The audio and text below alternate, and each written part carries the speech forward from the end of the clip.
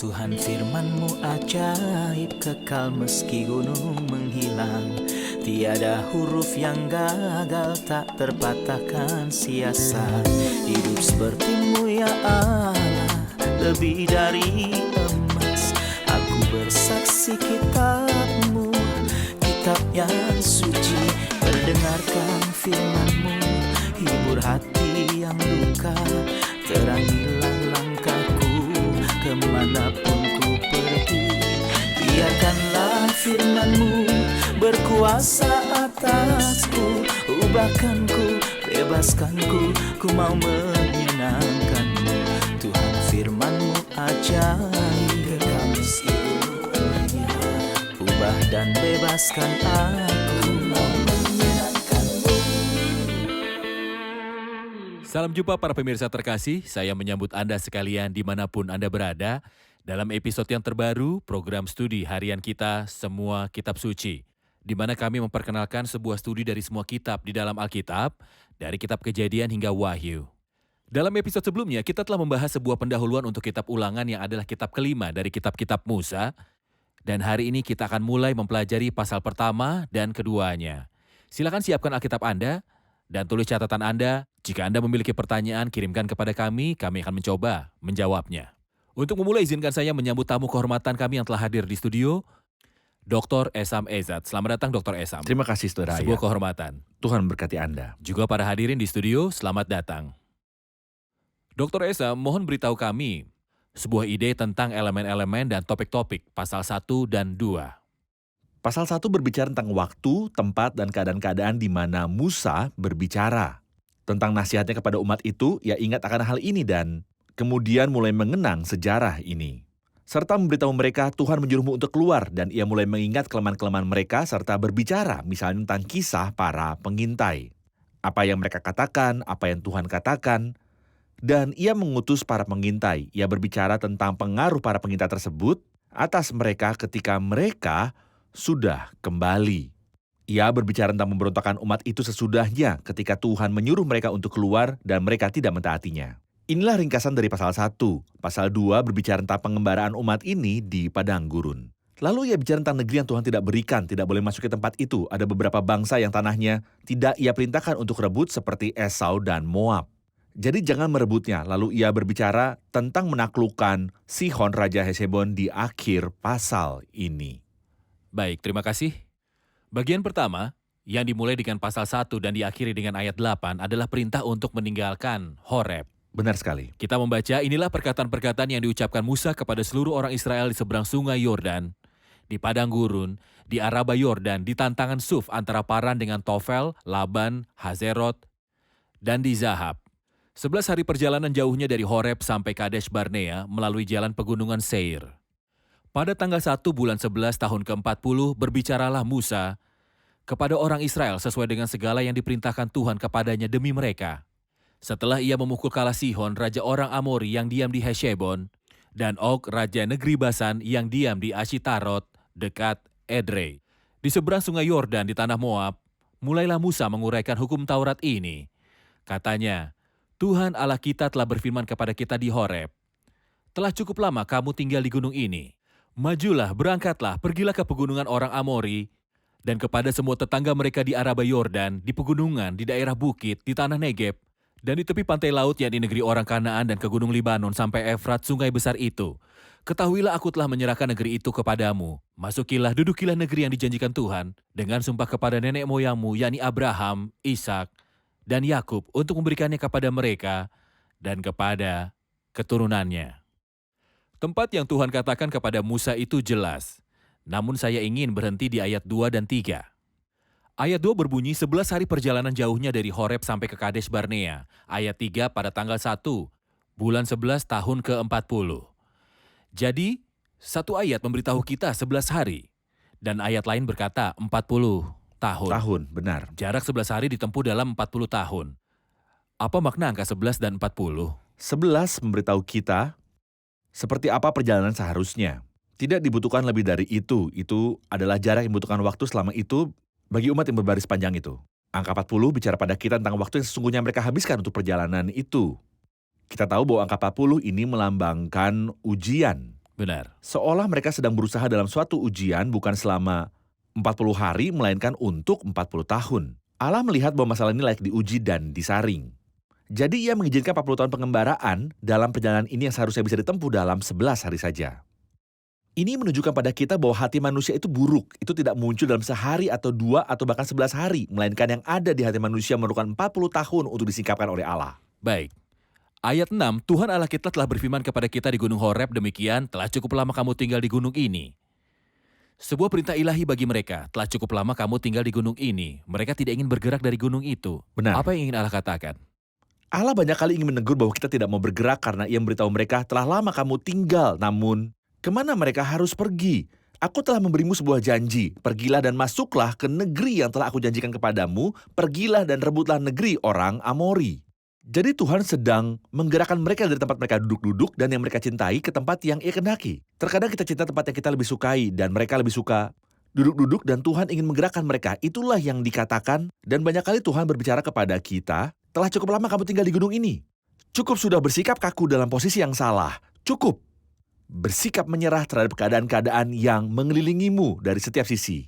Cukup dan cukup dan cukup. Sudahi banyak hal yang kita lakukan. Dengan suatu tingkat kemalasan dan kurang berada dalam posisi spiritual yang benar. Dan kemudian Tuhan mengatakan kepada kita, untuk melakukan apa? Kita seharusnya ada di dalam jalur untuk pergi ke tempat yang Tuhan kehendaki kita untuk pergi. Saya pikir ada 2 peristiwa dalam kitab Kisah Para Rasul 1 ayat 8 dan 8 ayat 1. Ya, Kisah Para Rasul 1 ayat 8, Tuhan berkata, kamu akan menerima kuasa kalau Roh Kudus turun ke atas kamu. benar. Kamu akan menjadi saksiku di Yerusalem, di seluruh Yudea, Samaria, Ujung sampai ke bumi. ujung bumi. Mereka tinggal di Yerusalem. Lalu penganiayaan hebat terjadi dalam ayat 8 pasal 1, mereka semua tersebar ke seluruh Mereka daerah pergi Yudea seperti dan kita baca di Samaria awal sambil pasal memberitakan 8. Injil. Apakah maksudnya? Agar kita selalu bergerak dan menyebar, bahkan sekalipun ini berarti ada kesukaran. Bahkan jika ada penolakan, namun tetap bergerak serta menyebar dan pergi ketika ia berkata pergilah. Inikah ketaatan di mana kita menuai berkat? Ada sebuah bagian yang sangat penting dalam kitab Yosua yang terkait dengan bangsa itu ketika mereka masuk untuk merebut tanah tersebut. Dan kitab Yosua adalah perluasan secara sejarah dari ulangan. Setiap tempat yang akan diinjak oleh telapak kakimu kuberikan kepada kamu. Baik, Engkau ingin merebutnya dan aku ingin memberikannya kepadamu. Bergerak. Bergerak agar sesuai dengan kehendakku. Bergerak agar dapat merebut apa yang menjadi milikmu. Dan dorongan ilahi adalah selalu untuk bergerak, bukan sekedar menjadi aktif. Tapi bergerak untuk mengambil darinya dan ketika kita mengambil dari dia, aktivitasnya akan datang segera Baik. karena kita selalu berpikir bahwa Tuhan ingin menggerakkan kita untuk bekerja. Ia ingin menggerakkan kita agar dapat merebut. baik. Dan jika kita merebut apa yang menjadi milik kita secara otomatis ini akan memberi kita sebuah motivasi untuk melayani Tuhan dengan benar. Dan Tuhan seakan engkau sudah cukup lama tinggal. Ia tidak menyuruh melayani, ia tidak mengatakan itu. Tapi Oke. pergi dan rebutlah. Dan saya percaya ini adalah prinsip spiritual yang penting. Bergerak untuk memiliki atau merebut harus mendahului bergerak untuk melayani. Baik, terima kasih. Kita rehat sejenak dan kembali untuk menjawab pertanyaan hadirin.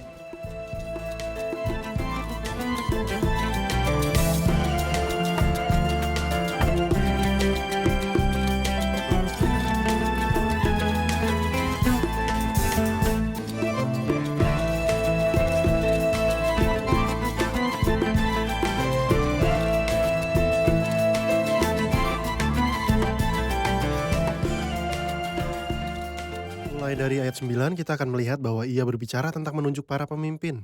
Apakah penunjukan para pemimpin kemauan Tuhan atau dari umat itu? Silakan. Atau apakah itu dari Musa?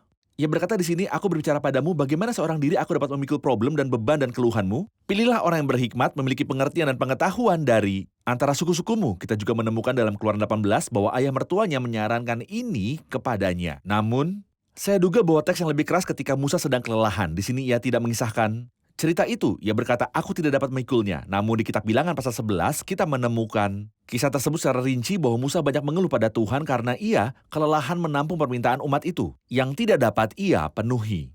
Ia mengucapkan pernyataan yang keras, mengapa kau perlakukan hambamu ini dengan buruk sehingga engkau membebankan kepadaku tanggung jawab atas seluruh bangsa ini?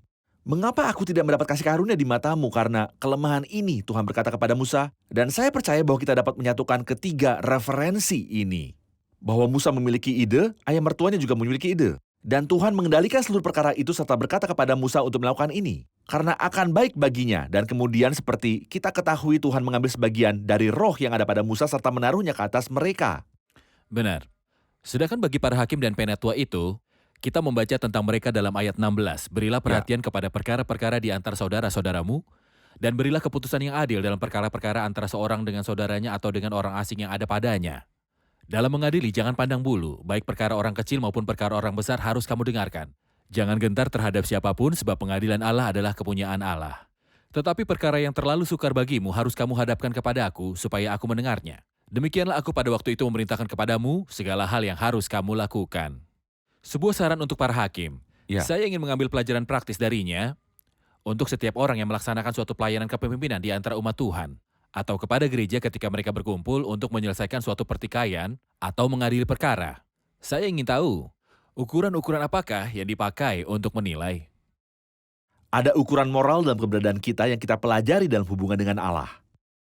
Yang tidak pilih kasih sebab Allah tidak memandang bulu. Faktanya kita cenderung untuk memilih kasih. Jujur secara natural kita cenderung suka memilih kasih. Nomor 2, dan saya percaya ini sangat penting, pembicara pertama dalam satu pertikaian nampaknya benar, lalu datanglah orang lain dan menyelidiki perkaranya. Artinya bahwa orang yang Tuhan tempatkan untuk bertanggung jawab atas hal itu di tengah umatnya tidak boleh tergesa-gesa menghakimi. Di satu pihak mereka tidak boleh pilih kasih, di pihak lain mereka tidak boleh tergesa-gesa untuk menghakimi. Namun mereka harus menunda keputusan atau opini apapun tentang hal ini jika mereka mendengarkan cerita dari satu pihak sampai mereka selesai mendengarkan pihak yang lain. Dan kemudian kita baca sebuah pernyataan yang sangat penting di sini. Pengadilan adalah kepunyaan Allah. Jadi kita harus mengukur dengan keadilan ilahi. Kita harus datang kepada Tuhan agar Ia memberi kita pencerahan karena banyak dari masalah ini membingungkan. Kita melihat contoh dalam perjalanan mereka di kitab Bilangan, ada banyak hal diserahkan pada Musa dan ia tidak tahu apa yang harus dilakukan. Dan ia membawanya pada Tuhan, dan di sini Tuhan berkata, jika ada yang membingungkanmu, bawalah itu padaku. Musa sendiri datang pada Tuhan. Jadi pengadilan adalah kepunyaan Allah. Kita diharapkan datang pada Tuhan. Namun faktanya ada sesuatu yang lain yang saya percaya penting. Suap pembelokan jalan-jalan keadilan. Iya. Orang yang bekerja di lapangan ini diharapkan untuk orang-orang yang bekerja di antara umat Tuhan harus memiliki integritas yang melebihi normal. Integritas mereka harus ditingkatkan bahkan untuk hal sekedar mengambil pemberian dan hal seperti itu, karena semua hal ini memberikan sebuah efek. Kita itu manusia dan hal ini ada efeknya. Jika mereka hidup dalam hadirat Tuhan dan jika mereka memperoleh karakteristik moral yang telah kita bahas yang ada dalam Alkitab, dan jika mereka mengukur segala sesuatunya sesuai dengan firman Tuhan, mereka mengukur segalanya. Kita mempunyai sebuah standar. Standarnya adalah firman Tuhan. Firman Tuhan menilai dia yang ingin saya puji dan anggap benar. Ia akan dinilai, ia akan dihakimi dengan benar. Baik, ayat-ayat berikut dari 19 sampai 25 berbicara tentang mengutus para pengintai yang pergi lalu pulang kembali. 10 orang pulang dengan sebuah laporan dan 2 orang pulang dengan sebuah laporan serta efek yang berbeda terhadap umat tersebut. Apakah pengutusan para pengintai ini adalah kemauan Tuhan atau dari umat itu? Dan apa dampak laporan-laporan yang dibawa terhadap umat itu? Itu mudah dipahami dan kita memahami lebih banyak dari kitab Ulangan. Bahwa pengutusan para pengintai adalah ide dari umat itu pada awalnya. Apakah Tuhan menyetujuinya? Tuhan setuju. Ada banyak ia setuju setelah umat itu bersikeras tentangnya dan karena karakteristik aneh manusia di dalam mereka. Ia setuju semua itu agar dapat buat mereka paham kerugian dari hal yang mereka pilih. menginginkan raja. Benar Ia memberi sekali. Saul. Juga kami ingin mengirim pengintai, kami menyukai yang terlihat. Kita perlu diyakinkan. Mereka punya data yang mengatakan bahwa mereka tidak perlu melakukannya. Namun mereka tetap melakukannya meskipun ada datanya. Jadi saya duga, Tuhan membiarkan yang tidak ia kendaki tapi diinginkan oleh mereka. Sebagai hasilnya, ketika para pengintai itu pulang, mereka memberikan sebuah laporan buruk kepada umat itu. 10 orang mengatakan sesuatu dan 2 orang mengatakan hal yang lain. Yang 12 orang berkata bahwa negeri itu baik dan bahwa negeri itu berlimpah susu dan madu. Yang 12 orang berkata bahwa penduduk negeri itu kuat. Tidak ada perdebatan atas hal ini. Namun di mana perbedaannya? Beberapa dari mereka melihat semua itu dari sudut pandang Allah, bukan kami, tapi Tuhan yang telah menjanjikan hal itu kepada kita. Ya, mereka memang lebih kuat, tapi Tuhan menjanjikan kita negeri yang berlimpah susu dan madunya. Jika kita diperkenankan, Ia akan berikan pada kita. Kita mampu untuk melakukan mereka, karena Tuhan yang mengatakannya. Orang lain memandang masalah itu dari sudut pandang manusia. Kita dapat mengalahkan mereka. Negeri ini memakan penduduknya.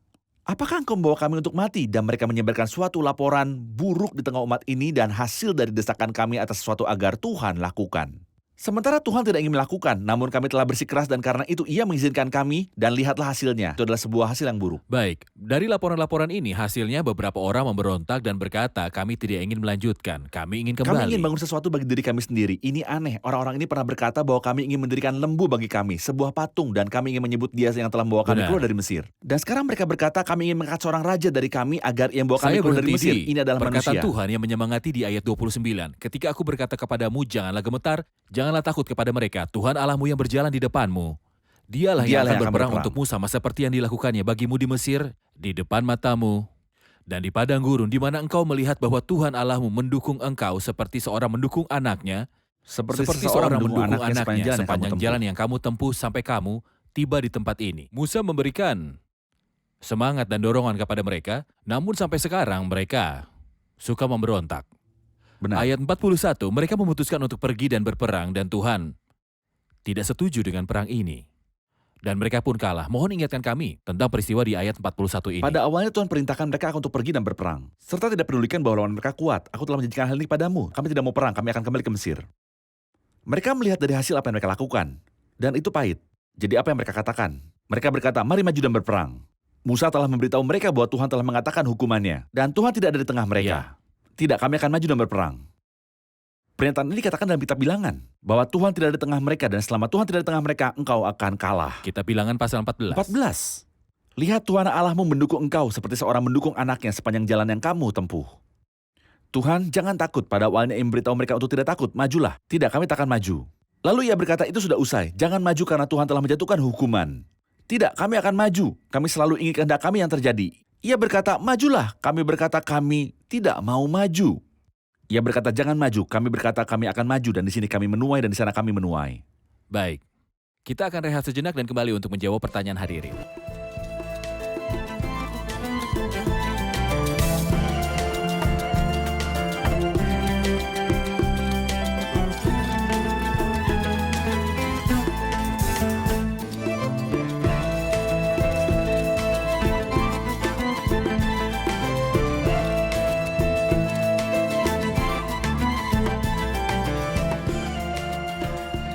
Pasal 2 dimulai dari ayat 4, perintahkanlah kepada bangsa itu sebentar lagi kamu akan berjalan melalui daerah milik Bani Esau yang diam di Seir. Mereka akan takut kepadamu tapi hati-hatilah, jangan menyerang mereka sebab aku tidak akan memberikan negeri mereka. Mengapa Tuhan memperingatkan mereka untuk tidak menyerang keturunan Esau di sini? Silakan. Ada lebih dari satu alasan pada faktanya. Pertama, Tuhan memegang semua otoritas. Baik, Dialah yang bagi-bagi tanah itu. Ia akan berikan tanah itu pada keturunan Esau. Ia tidak memberitahumu. Jadi hal itu tidak bergantung kepadamu. Alasan kedua adalah bahwa Esau berharga bagi Tuhan. Ini tidaklah aneh bahwa Esau berharga bagi Tuhan karena Esau adalah kakak dari Yakub. Alasan ketiga, jangan mengambil sesuatu yang tidak aku berikan padamu. Aku memiliki hak untuk memberikan kepada Esau dan aku memiliki hak untuk memberitakan padamu untuk tidak pergi dan merebutnya dari Esau. Jangan merebut tanah Esau. Hal yang selanjutnya terjadi adalah sesuatu yang sangat aneh. Lihatlah apa yang ia katakan. Perintahkanlah kepada bangsa itu demikian. Sebentar lagi kamu akan berjalan melalui daerah saudaramu Bani Esau yang diam di Seir. Mereka akan takut kepadamu. Ini adalah sebuah ekspresi yang penting. Kita ingat waktu itu di Kejadian pasal 32, siapakah yang takut? Yakub takut. Ia pernah takut dan ia lari di pasal 28 dan Ya. ketika ia pulang, ia tahu bahwa Esau datang bersama 400 orang laki-laki. Apakah yang ia lakukan? Selamatkan aku dari saudaraku. Selamatkanlah aku dari Ia saudaraku takut Esau. kepadamu. Hari ini ia memberitahu dia. Siapakah yang Benar. takut? Esau takut bahkan dalam transaksi jual beli. Ia berkata, Yakub engkau membeli darinya. Waktu itu Esau lah yang beli dari Yakub. Inilah kehidupan, sebuah kehidupan yang Ya. tidak ada jaminan keamanannya. Saya rasa ada sejumlah besar pelajaran yang dapat kita pelajari dari bagian ini. Namun itu juga menunjukkan sudut pandang lain dari karakteristik-karakteristik Allah juga. Mereka yang menuduh Alkitab ini dan Allah dari Alkitab ini serta berkata bahwa Allah memerintahkan bangsa itu serta mereka mengatakan perkataan yang kasar tentang bangsa yang barbar ini untuk pergi, membunuh dan mengejar bangsa itu keluar dari rumah mereka. Tidak, Tuhan ingin memberi mereka negeri itu. Dan selama mereka berjalan ke negeri itu, Tuhan memerintahkan mereka, jangan sentuh ini, jangan menyakiti itu, jangan pergi ke orang Edom. Tuhan ingin melindungi mereka dan ingin memberi mereka tanah Kanaan. Dan pada faktanya, tanah Kanaan adalah milik orang-orang ini sebagai harta pusaka. Sejumlah orang merebut paksa dan mencemari tanah ini, maka Tuhan ingin memberikan tanah lain yang telah Ia janjikan kepada leluhur mereka. Jadi Tuhan kita bukanlah tidak adil. Jauhlah kiranya yang demikian daripadamu, masakan hakim segenap bumi tidak menghukum dengan adil. Benar. Dr. Esa, mohon beritahu saya tentang ide-ide yang masih harus kita bahas di pasal 2. Mereka mengembara dan kini kita seharusnya masuk ke pasal 2. Periode dari Kades ke tanah orang Amori sampai mereka mencapai tanah orang Amori. Ya. Dari Kades ke tanah orang Amori, apa yang telah terjadi di antara Kades? Mohon beritahu saya. Di Kades inilah yang terjadi. Lamanya kita berjalan sejak dari Kades Barnea sampai kita ada di seberang sungai Zaret ada 38 Iya. tahun. Bayangkanlah bahwa dalam pengembaraan ini, Ya, apa yang telah terjadi di area ini adalah bahwa mereka terus mengembara di area yang sama selama 38 tahun. Ini adalah hukuman ilahi. Ia memberitahu mereka pada hari engkau pergi, mengintai tanah itu selama 40 hari, yang memberitahu mereka hitungannya 1 tahun untuk 1 hari. Ya, Untuk dapat menyikap hati mereka sehingga engkau tahu 1 tahun untuk setiap hari, jadi engkau akan tersesat selama 40 tahun, dan ini terjadi segera setelah insiden. Di mana para pengintai membuat mereka semua orang mengeluh dan mereka berkata bahwa mereka ingin kembali ke Mesir. Inilah hukuman ilahinya. Jadi inilah tempat pengembaraan yang mereka diami dan mereka terus jalani berkeliling-keliling begitu lama, yaitu 38 tahun. jadi kita dapat membagi perjalanan dari pasal 1 dan 2 serta berkata bahwa misalnya dari ayat 1 dalam pasal 1 sampai ayat 18 itu berbicara tentang bergerak sampai mereka mencapai Horeb. Dan dari ayat 19 sampai akhir pasal pertama itu berbicara tentang perjalanan dari Horeb ke Ke Kadesh. Kades. Dan pasal 2 mulai membicarakan dari Kadesh sampai mereka mencapai tanah orang Amori.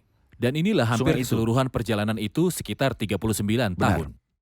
Di ayat 24 kita membaca tentang kekalahan Sihon Raja orang Heshibon. Saya akan baca beberapa ayat kemudian kembali untuk bertanya. Bersiaplah kamu, berangkatlah dan seberangilah sungai Arnon. Ketahuilah aku menyerahkan orang Sihon Raja Heshibon orang Amori itu beserta negerinya ke dalam tanganmu. Mulailah menduduki negerinya dan seranglah Sihon. Pada hari ini, aku mulai mendatangkan ke atas bangsa-bangsa di seluruh kolong langit keseganan dan ketakutan terhadap kamu, sehingga mereka menggigil dan gemetar terhadap engkau apabila mereka mendengar tentang kamu. Kemenangan yang Tuhan berikan kepada umatnya atas Sihon Raja Heshibon. Apa pelajarannya? Pada awalnya seperti yang telah Anda baca, ia berkata, lihatlah, aku telah menyerahkan ke dalam tanganmu. Jadi Tuhan di bagian pertama dari pasal ini memberitahu mereka, aku tidak memberikan negeri ini ke dalam tanganmu. Ini bukan milikmu. Hari ini ia berkata, akulah yang memberikannya ke dalam tanganmu. Dan kemudian Tuhan memberitahu mereka, aku mulai mendatangkan ke atas bangsa-bangsa keseganan dan ketakutan terhadap kamu. Ketika Tuhan berjanji untuk memberi mereka negeri itu, ia berjanji untuk membersihkan. Mereka akan berperang dalam peperangan Tuhan. Ya, Jadi dialah yang membersihkan negeri ini. Dan akan mulai menaruh keseganan dan ketakutan akan engkau atas bangsa-bangsa yang ada di tempat ini. Mungkin Anda ingat apa yang ada di awal kitab Yosua pasal 2 ketika Rahab memberitahu mereka, kami telah mendengar. kami telah mendengar bagaimana Tuhan Allahmu berkuasa dan kami telah mendengar Dan apa yang tawarlah telah hati terjadi. Ketika kami mendengar itu, tawarlah hati kami. Itulah awal tentang apa yang telah mereka Ya. dengar. Mereka telah mendengar tentang ini karena mereka belum masuk ke Yeriko. Jadi ini yang ia katakan, kami telah mendengar dan hati kami menjadi tawar, jadi nyata ada sebuah karya ilahi yang jelas. Bahwa raja-raja orang Amori, 2 orang yang sangat berkuasa dan itu berat. Contohnya, mereka merebut 60 kota dari Raja Basyan, jadi jelas bahwa sangat sulit untuk mengalahkan mereka. Namun Allah menyuruh mereka untuk tidak takut, dan lebih dari sekali, jangan takut kepada mereka yang lebih kuat daripadamu, karena aku berjalan di depanmu, dan aku yang akan mencapai kemenangan ini bagimu, karena aku telah berkata bahwa aku akan. Baik, Dr. Esam, tanah perjanjian atau harta pusaka yang menanti umat itu dan umat itu sedang dalam perjalanan untuk merebut harta pusaka ini. Bukan cuma ketika mereka mencapai negeri itu, mereka menjumpai musuh-musuh dan mereka harus membersihkan negeri itu. Tetapi di sepanjang jalan di pintu gerbang timur, kita melihat musuh-musuh ada Sihon Raja Heshibon. Jadi ada halangan-halangan. Izinkan saya berkata bahwa kita memiliki berkat-berkat spiritual Benar. dan ada mereka yang ingin menghalangi kita untuk kita tidak dapat Benar. menikmati berkat-berkat spiritual tersebut. Efesus 1 dan Efesus 6. Mohon beri saya ide tentang bagaimana bala tentara spiritual dalam kejahatan berusaha untuk menghalangi kita dari mengambil berkat yang merupakan milik kita di dalam Kristus. Izinkan saya menjawab dengan sebuah ayat lain seakan itu adalah awal dari jalannya. Ketika Rasul Paulus misalnya berkata dalam 2 Korintus 11, tetapi aku takut sama seperti Hawa diperdaya oleh ular itu dengan kelicikannya. Ia pun berbicara tentang pekerjaan setan juga dalam Efesus 6. Peperangan iblis. Iblis menghalangi umat itu untuk menikmati negeri itu. Tetapi aku takut kalau di pikiran kamu disesatkan dari kesetiaan kamu sejati kepada Kristus sama seperti Hawa diperdaya oleh ular itu dengan kelicikannya. Saya duga ini adalah awalnya. Apa artinya? Berapa nilai Kristus dalam apa yang telah ia berikan kepada kita? Berapa banyak yang ia miliki dalam pikiran kita? Berapa banyak? Dan sejak sekarang berapa banyak yang ia miliki dalam hatimu? Rasul Paulus ketika ia berbicara tentang hal ini dalam surat Efesus, ia berkata, dan supaya ia menjadikan mata hatimu Mata terang, hatimu adalah mata pengertian. agar kamu mengerti pengharapan apakah yang terkandung dalam panggilannya, betapa kayanya kemuliaan bagian yang ditentukannya bagi orang-orang kudus. Sejauh mana kita masuk sehingga Kristus akan berdiam di dalam hati kita melalui iman dalam pasal 3. Sejauh mana kita masuk dalam pikiran kita dalam kekayaan ilahi. Agar kita tidak melakukan ini, iblis meletakkan halangan-halangan. Ia yang membawa ide-ide yang membuat kita tersesat. Tuhan dianggap seperti sebuah sarana yang kita hadapi untuk sekedar mengambil darinya. Tuhan dipandang sebuah sarana untuk mendapat perlindungan ilahi. Tuhan adalah sebuah sarana untuk sebuah sistem memberi dan menerima. Bukan pikiran jahat yang menghalangi, dan ini saja adalah salah satu halangan utama. itu menghalangi kita untuk dapat menikmati apa yang kita miliki dalam Tuhan. Ia ingin agar kita menjalani hidup yang kaya. Dan iblis ingin agar kita miskin. Ia ingin kita hidup dalam lingkaran kemiskinan rohani. Kita mungkin disibukkan dengan pelayanan kita. Kita mungkin saja disibukkan dengan keadaan kita, dengan apapun, namun ia tidak ingin kita disibukkan dengan Tuhan atau dengan kekayaan yang kita miliki dalam Kristus. Yang telah Allah siapkan bagi kita dalam Kristus, ada kehalangannya? Ya, ada halangan-halangan di awal jalan. Baik, terima kasih. Kita telah di akhir episode. Mari rangkum bersama para hadirin. Apa yang telah Anda pelajari? Saat saya meninggalkan Tuhan dan saya memandang kepada dunia, saya akan kalah. Seperti halnya bangsa Israel ketika mereka keluar untuk berperang. Kita seringkali tidak bergerak dari tempat kita dapati kita lebih mudah duduk beristirahat. Namun Tuhan berbicara kepada kita di sini dan menyuruh kita, engkau sudah cukup lama tinggal di gunung ini. Hasilkanlah buah dan kembangkan wilayah kita serta rebut semua berkat spiritual. Dan ketika memilikinya, kita akan mampu melayani Dia. Saya suka bahwa ada ciri-ciri bagi para pemimpin yang Musa tunjuk. Pertama-tama mereka tidak akan pilih kasih. Kedua, mereka tidak tergesa dalam menghakimi, sampai mereka mendengar pembelaan dari kedua pihak. Ketiga adalah integritas. Mereka tidak menerima suap dan hal yang lain yang menyesatkan keadilan. Terima kasih, Tuhan memberkati. Terima kasih, Dr. Esam. Terima kasih kembali. Pemirsa terkasih, kita belajar dalam episode ini bahwa pada awal perjalanan bangsa ini, mereka seharusnya menempuhnya selama kira-kira 11 hari untuk tiba di negeri itu. Namun mereka tidak mengenal hati mereka sendiri. Mereka pikir mereka baik dan bertanggung jawab, namun mereka mengembara. Selama 40 tahun supaya Tuhan menunjukkan di depan mata mereka kejahatan hati mereka untuk membebaskan mereka sendiri dari hati mereka yang jahat. Sehingga mereka dapat masuk ke negeri yang telah Tuhan janjikan kepada leluhur mereka. Ketaatan adalah kunci. Untuk dapat memperoleh dan menikmati semua berkat, kita harus taat. Inilah kitab Ulangan, kitab tentang memahami perintah-perintah Allah. Mengapa kitab Ulangan?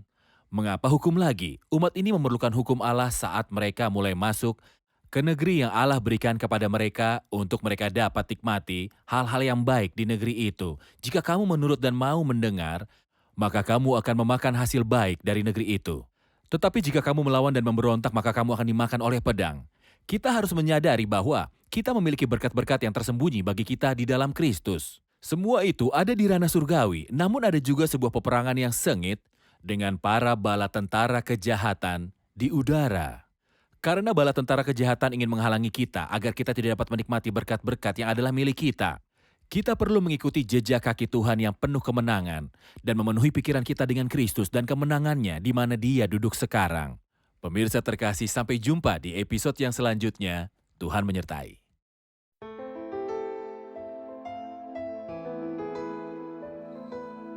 Tuhan firman-Mu ajaib, kekal meski gunung menghilang. Tiada huruf yang gagal, tak terpatahkan siasat. Hidup seperti-Mu ya Allah, lebih dari emas. Aku bersaksi kitab-Mu, kitab yang suci. Perdengarkan firman-Mu, hibur hati yang luka. Terangilah langkahku kemanapun ku pergi. Biarkanlah firman-Mu berkuasa atasku. Ubahkanku, bebaskanku, ku mau menyenangkan-Mu. Tuhan firman-Mu ajaib, ubah dan bebaskan aku.